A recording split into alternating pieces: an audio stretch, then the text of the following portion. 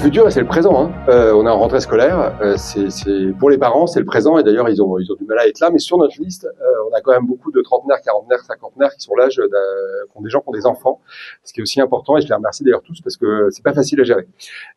Alors, évidemment l'équipe actuelle, ils ont mis 6 ans à se réveiller et 2 mois avant les élections, ils nous ont ficelé un projet dans une nouvelle école. Donc c'est marrant parce qu'ils se sont battus contre l'extension de la ville. Mais ils ont oublié pendant 6 ans qu'il fallait des places dans les écoles. Donc les Camus, c'est la cata. À Paul Valéry, c'est la cata.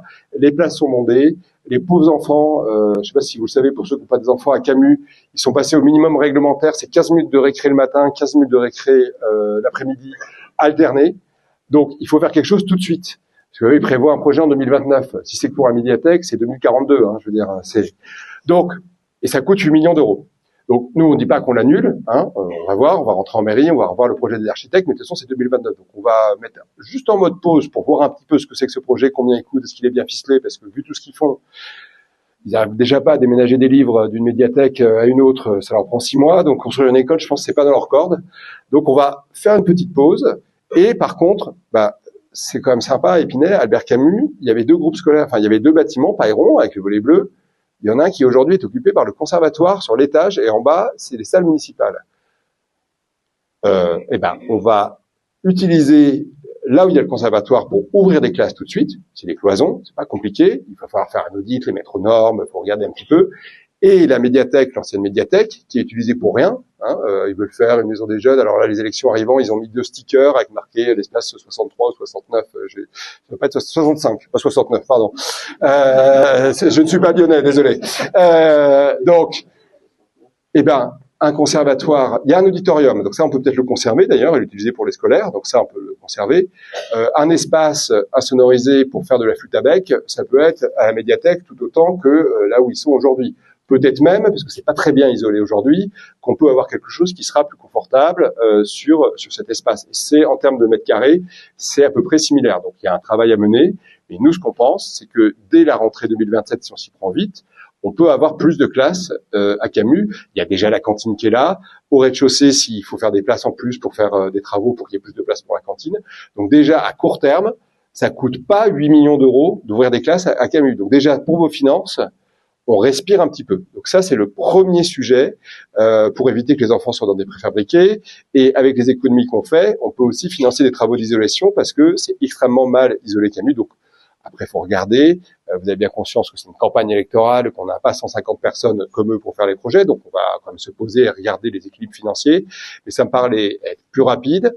Il y a aussi toute une partie qui est devant le conservatoire, un espace qui est derrière Pompidou qu'on pourrait essayer de voir si on peut aménager pour les cours de récréation, pour régler ce problème. Donc on peut déjà régler Camus comme ça. Ça, c'est le premier sujet. Le deuxième, c'est la question de l'école privée. Et là, je pense qu'on est la seule liste à en parler. Il y a aujourd'hui beaucoup de parents qui mettent leurs enfants dans le privé, ou qui essayent, parce que de plus en plus, les places sont refusées à la Ville du Bois, à Saint-Louis-Saint-Clément, tout autour. C'est une consultation des parents, des grands-parents, réfléchir sur les besoins, de reprendre toute la question démographique des écoles sur les 5 à 10 prochaines années, de voir quelle est la place. Et après, on a plusieurs types de possibilités. Soit on regarde vraiment un gros projet d'école privée sur la ville, soit plus petit. Et il y a, par exemple, une possibilité entre guillemets toute simple, elle n'est pas si simple que ça, mais il y a l'ancienne école Sainte-Marie, certains qui la connaissent, qui aujourd'hui est utilisée par la paroisse pour un certain nombre de fêtes, qui d'ailleurs est pas en très bon état en termes de rénovation, parce que la paroisse n'a pas d'argent à Épinay. Mais si on leur propose un autre endroit pour faire leur réunion, c'est une ancienne école, il y a des salles de classe, et on peut commencer petit pour commencer à faire une offre là-dessus. Et moi, j'aimerais bien qu'elle soit bilingue pour apporter quelque chose. L'avantage, que ce soit pour cette école ou si on a une autre implantation, c'est l'inverse d'une école publique à 8 millions d'euros. C'est-à-dire qu'avec mes réseaux personnels, sur un certain nombre de personnes qui, en France, aujourd'hui, soutiennent ce genre d'initiative, on peut avoir un groupe privé qui investit sur la ville, donc qui construit l'école. Donc 0 € pour nous, et 0 dépenses, et même des revenus, parce qu'on peut leur louer le terrain. Donc ça veut dire que pour les finances, et je vous fais pas un dessin sur la valeur patrimoniale de vos maisons, ça peut avoir un bon impact. C'est un projet à 10 ans, pour tout un tas de raisons, d'obstacles administratifs, de la difficulté d'ouvrir une nouvelle école en contrat. Moi, j'ai une amie qui est presque prête à venir, pour certains, si certains la connaissent, qui a écrit La Grande Garderie, Lisa Kamen, qui est, pour l'instant, elle est dans une autre école à Paris. Elle me dit, mais bon, c'est pas trop loin. En tout cas, moi, j'ai des gens, je connais aussi Anne Coffinier sur les écoles, qui pourront nous trouver des enseignants. Je trouve que c'est un projet important. Après, il faut une communauté éducative pour tout le monde.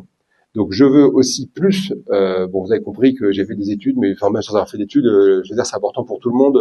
Les enfants, on a un problème de niveau monstrueux en France, puisqu'on a une politique socialiste depuis 80 qui détruit l'enseignement. Il faut, la mairie, on peut pas faire tout, mais par contre, dans les temps d'activité périscolaire, on peut faire un certain nombre de choses. Moi, je pense qu'on peut faire quelque chose. Vous allez voir, c'est pas des cours de latin et de grec, c'est des cours dans les temps d'activité périscolaire. Donc, vous savez, ce qu'ont les enfants après. Donc, c'est gratuit. C'est la mairie qui prend ça en charge. Donc, c'est le choix d'activité. La ville de Cannes, enfin, il se trouve qu'ils le font, mais que j'avais eu l'idée aussi. Donc, je vais regarder comment eux l'avaient fait concrètement. Ils font des cours d'étymologie grecque et latine, ce qui permet en fait de travailler l'orthographe. Et à Cannes, qui a aussi ces quartiers, j'ouvre des grandes guillemets, des quartiers populaires, je déteste ce terme, parce qu'on est tous, enfin, il y a bien un peu plus français, bon bref, tout le monde est populaire, mais en tout cas, dans des personnes issues de l'immigration, les parents adorent ça parce que ça aide leurs enfants. Je veux dire, Épinay a changé, il faut qu'on avance tous ensemble. Mais même tout le monde, je pense qu'avec les écrans, avec les difficultés, il y a beaucoup de problèmes d'orthographe. Donc, 1, ça aide sur l'orthographe. 2, c'est sympa. 3, ça apprend notre histoire. 4, ça coûte pas très cher. Et j'ai déjà un copain qui est prêt à venir enseigner, Laurent, qui a ses chaînes YouTube sur le latin et le grec, qui est agrégé, qui a passé une agrégation de grec et latin à 50 ans, qui est prêt à venir faire cette étape. Donc ça, c'est sur la partie ambition. Après, les études et les enfants, c'est aussi des souvenirs. Tu l'as dit tout à l'heure, Orlan. Il n'y a pas très longtemps, c'est la fille qui m'a écrit finalement sur LinkedIn, je sais pas si elle t'a dit Sarah, et la seule chose qu'elle m'a dite, je me souviens de toi en classe de neige à Épinay. C'est vrai. Et il n'y a pas assez de voyage scolaire. Donc l'objectif, c'est sur la scolarité. Qu'est-ce qu'on peut faire à la mairie? Évidemment, c'est les enseignants qui organisent. On va pas, nous, emmener les enfants en voyage scolaire. Par contre, on peut leur trouver des prestataires, j'en connais déjà certains, dans des endroits sécurisés. Si on n'a pas beaucoup d'argent, on peut faire 3 jours. On peut faire 3 jours en Normandie, déjà, qui passent 3 nuits ensemble. Ça coûte 200 €.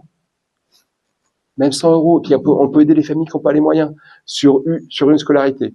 Ça, c'est juste de volontarisme pour proposer des choses clés en main aux enseignants, aller les voir et puis les aider pour le reste. Donc ça, c'est là-dessus. Et après, il y a la projet de ferme pédagogique d'Orlan qu'on voudrait faire à Sillery. On est en train de discuter avec les personnes parce qu'il y a déjà un endroit. Et je crois que j'ai dit déjà pas mal de choses sur l'éducation.